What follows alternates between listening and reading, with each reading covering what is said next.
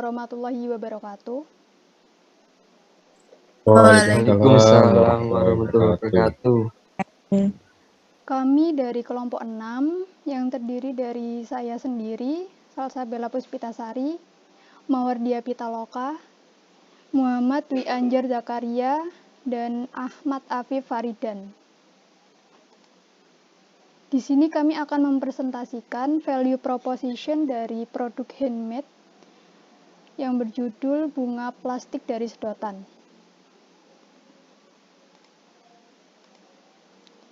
Pada presentasi kali ini berisi produk, 2 riset, masalah dan solusi, 3 kelebihan dan kekurangan, 4 kesimpulan. Yang pertama, membahas tentang produk. Produk kami yaitu bunga plastik dari sedotan dengan gambar sebagai berikut. Kami menggunakan alat dan bahan yang berupa sedotan plastik, gunting, lem, atau bisa menggunakan isolasi, kawat. Untuk cara pembuatannya, kami memberikan link referensi pembuatannya yang tersambung pada YouTube. Yang kedua, membahas riset, bisa dibantu jelaskan oleh Saudari Mawar. Silahkan.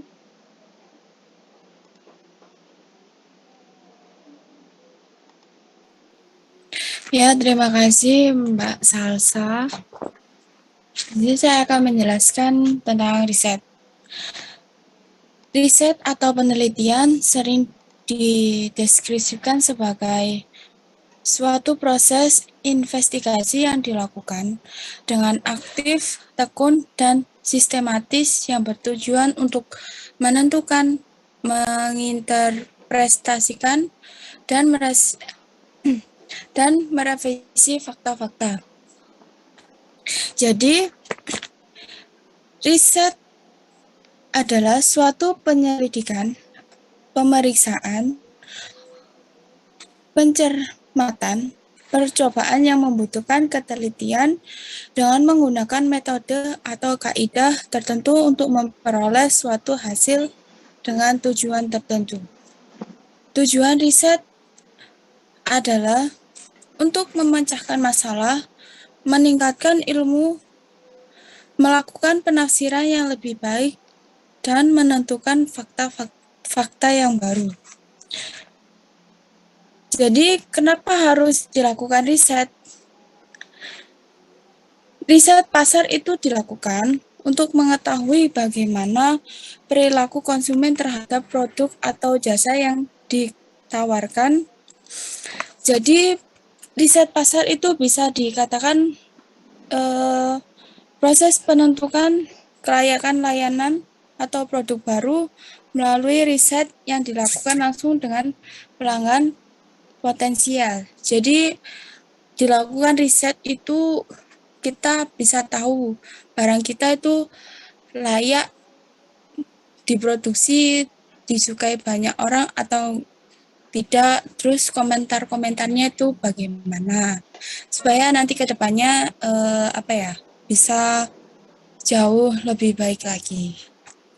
Mungkin itu sekian dari saya yang saya sampaikan. Selanjutnya saya kembalikan ke host Mbak Salsa. Terima kasih.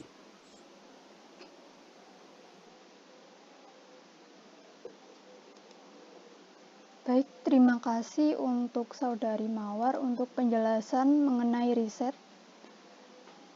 Untuk data-data riset ada pada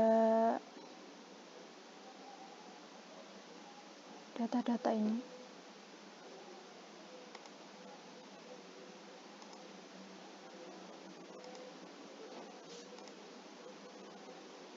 Untuk selanjutnya membahas mengenai masalah dan solusi bisa dibantu jelaskan oleh Saudara Anjar. Silakan. Di sini saya menjelaskan tentang masalah dan solusi. Masalahnya pertama, resahnya warga terhadap sampah plastik yang dibiarkan tertimbun tanpa adanya tindakan. Kedua, setiap tahun sekitar sepertiga biota laut, terumbu karang, dan bahkan burung laut mati karena sampah plastik. Ketiga, keraguan warga mengenai daur ulang sedotan yang menganggap nilainya rendah dan sulit didaur ulang. Sedangkan solusi sampah, satu, mengurangi sampah plastik dengan cara melaksanakan gerakan tanpa sedotan plastik. Dua, mendaur ulang sampah plastik. Tiga, ubah sampah plastik menjadi ide usaha. Sekian dari kami, Mbak Salsa. Terima kasih. Baik, terima kasih untuk Saudara Anjar untuk penjelasannya. Dilanjutkan ke nomor 3, ada kelebihan dan kekurangan. Bisa dibantu jelaskan oleh Saudara Afif. Silakan.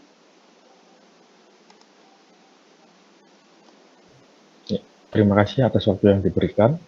Di sini saya mau menjelaskan tentang kelebihan dan kekurangan dari bunga plastik yang kita buat ini. Untuk kelebihannya, nomor 1, tidak akan layu untuk mengalih perubahan warna. Ini karena kita membuat dari plastik, beda dengan bunga yang asli. Kalau bunga yang asli, itu tambah lama, kalau udah layu, sudah berubah warna. Dari daun-daunnya sudah berubah semua. Untuk yang kedua, biaya lebih hemat karena bunga palsu atau sintetis ini harganya lebih murah daripada bunga yang asli. Nomor 3, dengan tampilan yang tetap terlihat segar. Beda dengan yang asli. Kalau yang asli kalau udah lama, itu akan mudah layu daripada bunga yang kita buat, yang dari plastik. Nomor 4, selalu tersedia setiap saat, tidak menunggu musim waktu. Jadi kita kan bisa membuat tiap hari, kapanpun yang kita mau. Tidak seperti bunga-bunga yang umumnya, yang bisa tumbuh saat musim-musim tertentu. Nomor 5, tidak menyebabkan alergi. Jadi semua orang bisa membeli bunga plastik ini.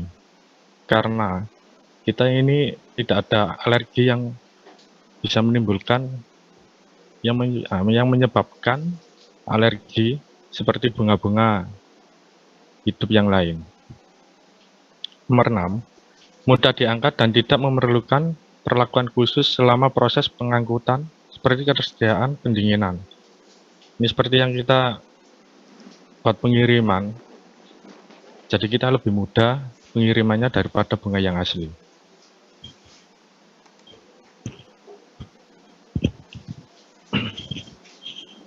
Dan untuk kekurangan dari bunga plastik ini, yang nomor 1, kurang memberi kesan pada saat-saat tertentu seperti ulang tahun, upacara kematian, dekorasi, ruangan upacara pernikahan, dan lain-lain.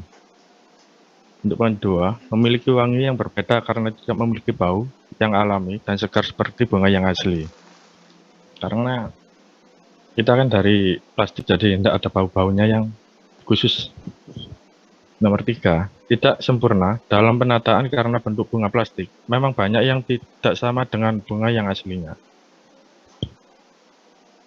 Nomor 4, jika terkena angin, mudah terbang atau rusak.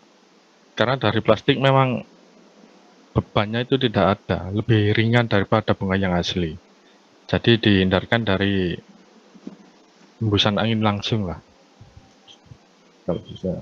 Nomor 5, dengan menggunakan bunga palsu, tidak akan mendapatkan stimulasi alami dari bunga asli. Sekian, dan terima kasih.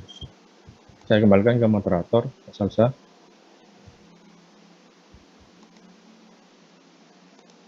Baik, terima kasih untuk Saudara Afif untuk penjelasannya. Untuk yang terakhir, ada kesimpulan. Untuk kesimpulannya bisa terciptanya ide usaha kami dari berbagai sumber permasalahan masyarakat mengenai banyaknya sampah plastik, terutama sedotan yang belum ada tindakannya. Kami menciptakan ide usaha berupa bunga plastik sedotan yang memiliki estetika dan nilai jual yang tinggi dibandingkan dengan sedotan plastik sebelum dimodifikasi.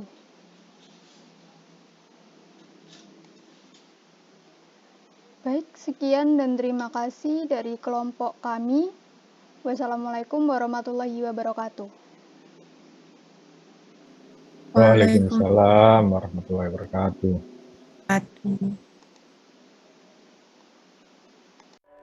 Thinking of you.